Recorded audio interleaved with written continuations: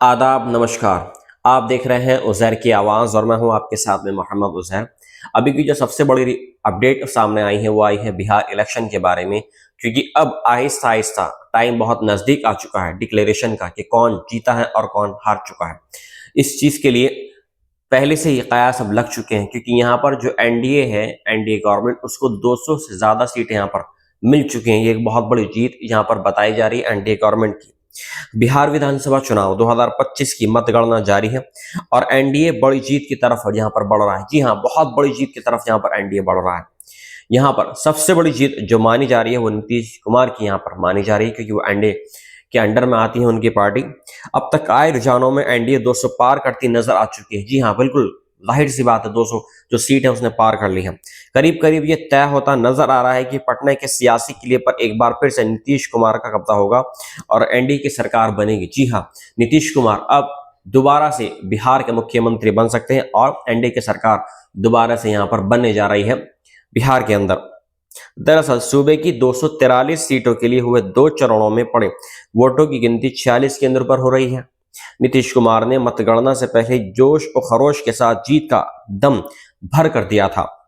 तो वही तेजस्वी यादव ने भी 18 नवंबर को शपथ लेने का वादा किया था, लेकिन तेजस्वी का दावा इसमें खोखला साबित हुआ। जो तेजस्वी यहाँ पर मतलब ये है कि प्रेडिक्शन कर रहे थे कि वो ही बिहार के मुख्यमंत्री बनने जा रहे हैं नीतीश कुमार, इसमें यहाँ पर कब कोई भी यहाँ पर रोल नहीं होने वाला है। यह बिल्कुल सलासर जितने भी मतलब वादे और खिलाफ थे सब यहाँ पर धराशायी हो गए हैं और यहाँ पर एनडीए को 200 से ज्यादा यहाँ पर सीट यहाँ पर मिलती नजर आ रही है और उम्मीद लगाई जा रही है कि शायद नीतीश कुमार ही दोबारा से बिहार के सीएम बनने जा रहे हैं।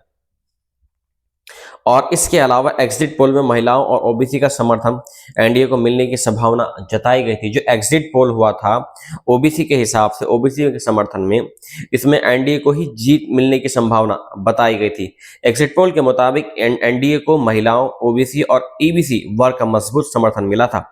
ओबीसी और ईबीसी जो वर्ग है इसने बहुत ज्यादा एनडीए को सपोर्ट करा था, नीतीश कुमार को सपोर्ट करा था और नतीजा आप सब देख लीजिए कि क्या है।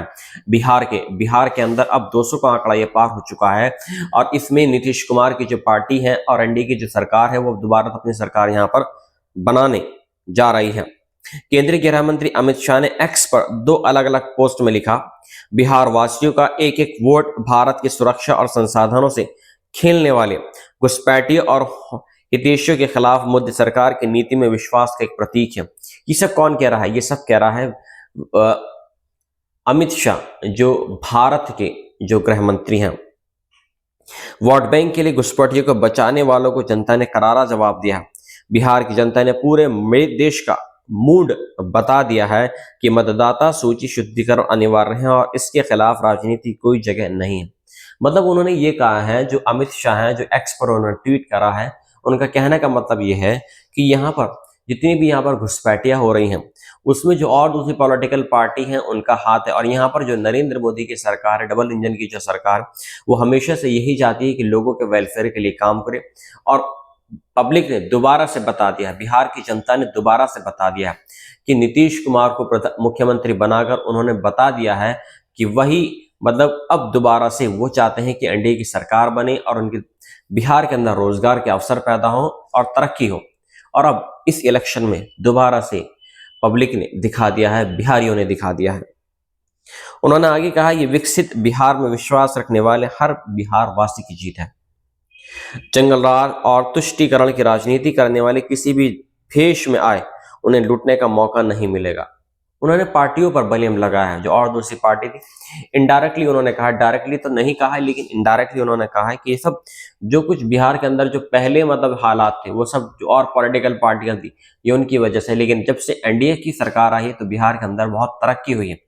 बहुत लोगों ने मतलब अर्श जमीन से लेके वो आसमान पर पहुंच गए हैं। बहुत मतलब इंडस्ट्रियल इस बीजेपी के सभी कार्यकर्ताओं का अभिवादन करता हूं, ये कहा है अमित शाह ने। बहुत बड़ी पार्टी यहां पर बनकर उभरी है बिहार के अंदर।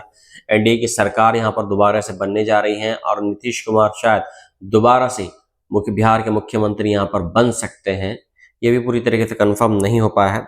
मैं बिहार की जनता और विशेषकर हमारी माताओं बहनों को आश्वस्त करता हूं कि जिस आशा और विश्वास के साथ आपने एनडीए को ये जनादेश दिया, मोदी जी के नेतृत्व में एनडीए सरकार उससे अधिक समर्पण तरीके से उसको पूरा करेगी, ये कहना है अमित शाह का, जो अब दिख रहा है कि हाँ।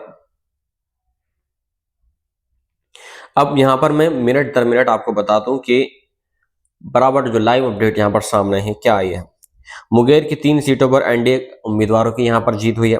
मुंगेर जिले की तीनों विधानसभा सीटों पर एनडीए ने शानदार प्रदर्शन किया है।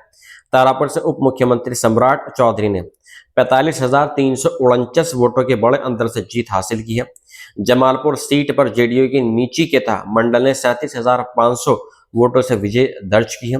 वहीं मुंगेर विधानसभा में बीजेपी उम्मीदवार कुमार प्रणल ने करीब 20,000 वोटों से जीत अपने नाम की है। एनडीए की इस क्लीन स्वीप के बीच महागठबंधन के तीनों उम्मीदवारों को मतगणना केंद्र से बाहर कर दिया गया है। हालांकि आधिकारिक घोषणा अभी बाकी है। जी हाँ, ये मुंगेर की यहाँ पर जो सीट है उस पर मतलब ये 3 सीटों पर एनडीए के तीनों ही उम्मीदवार यहाँ पर जीते। इसके अलावा जो मोकामा से बाहुबली अनंत सिंह की इसमें जीत हुई है।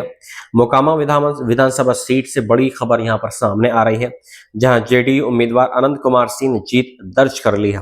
उन्हें कुल 91,416 वोट मिले हैं, जबकि आरजेडी उम्मीदवार वीणा देवी पीछे चल रही है। मतगणना के अंतिम रुझानों ने साफ कर दिया है कि मोकामा में मुकाबला जेडीयू के पक्ष में गया है और अनंत कुमार सिंह ने स्पष्ट बढ़त के साथ अपनी जीत सुनिश्चित कर ली है। जी हाँ, ये बहुत बड़ी यहाँ पर बात सामने आई है। मुख्यमंत्री नीतीश कुमार के आवास पर एनडीए की अहम बैठक जारी है, जिसमें गठबंधन के प्रमुख नेताओं ने शिरकत की। बैठक में शामिल होने के लिए उप मुख्यमंत्री सम्राट चौधरी भी मुख्यमंत्री आवास पहुंच चुके हैं। माना जा रहा है कि ये बैठक चुनावी नतीजों की स्थिति, आगे की रणनीति और सरकार गठन को लेकर बेहद महत्वपूर्ण मानी जा रही है। जेडीयू के उम्मीदवार महेश हजारी ने बिहार की कल्याणपुर विधानसभा सीट पर शानदार जीत दर्ज की है। चुनाव आयोग की घोषणा के अनुसार उन्होंने पार्टी प्रतिनिधित्व सीपीआई के उम्मीदवार रजत कुमार राम को 38,586 वोटों के भारी अंतर से पराजित किया है। छपरा विधानसभा सीट से मिली ताजा जानकारी के अनुसार बीजेपी प्रत्याशी छोटी कुमारी ने मजबूत बढ़त बना ली है। 20वें राउंड की गिनती पूरी होने तक वे अपने प्रतिनिधित्व खेसारी लाल पर 6,900 वोटों से आगे चल रही हैं। लगातार बढ़ती ये बढ़त साफ संकेत देती है कि छपरा सीट पर मुकाबला बीजेपी के पक्ष में झुकता दिखाई दे रहा है और छोटी कुमारी हर दौर में अपनी स्थिति मजबूत करती जा रही हैं। राघोपुर विधानसभा सीट से ताजा अपडेट के अनुसार 20वें राउंड की गिनती पूरी होने के बाद तेजस्वी यादव ने बढ़त बना ली है। इस चरण तक के उन्हें अपने प्रतिनिधित्व पर 3,523 वोटों की बढ़त मिली है। शुरुआती उतार चढ़ाव के बाद अब राघोपुर में मुकाबला तेजस्वी यादव के पक्ष में ज्यादा दिखाई दे रहा है और बढ़त का ये अंतर उनके कैंप में उत्साह बढ़ाने वाला है। वैशाली विधानसभा सीट पर मतगणना के 27 राउंड पूरे होने के बाद तस्वीर लगभग साफ होती दिख रही है। जेडीयू उम्मीदवार सिद्धार्थ पटेल ने मजबूती से बढ़त बनाई हुई है और उन्हें अब तक 96,760 वोट मिले हैं, जबकि आरडीजी के प्रत्याशी अजय कुशवाहा को 66,010 वोट हासिल हुए हैं। यानी जेडीयू के सिद्धार्थ पटेल 29,750 वोटों से आगे चल रहे हैं। बढ़त का ये अंतर संकेत देता है कि वैशाली सीट पर मुकाबला एक तरफा होता जा रहा है और जेडीयू उम्मीदवार निर्णायक बढ़त लेते हुए जीत की तरफ बढ़ रहे हैं। बिहार बीजेपी इंचार्ज ने कहा, बिहार में एनडीए की ऐतिहासिक जीत है। हमें ये जो A10,000 वाली योजना है उसके वोट नहीं मिले। पिछले 10 सालों से ये योजना चल रही है, उसका आशीर्वाद जनता ने दिया है। उन्होंने आगे कहा, बिहार की जनता ने विकास मोहर लगाई है। लालू तेजस्वी का नारा लोगों ने भुला दिया है। सीएम के सवाल पर तावड़े ने कहा, अभी आप जीत का जश्न मनाइए, सही समय आने पर सही जवाब दिया जाएगा। ये थी बिहार की लाइव अपडेट जो मैंने आपको अभी तक बताई है। मिलता हूं आपसे एक नई अपडेट के साथ में। जय हिंद।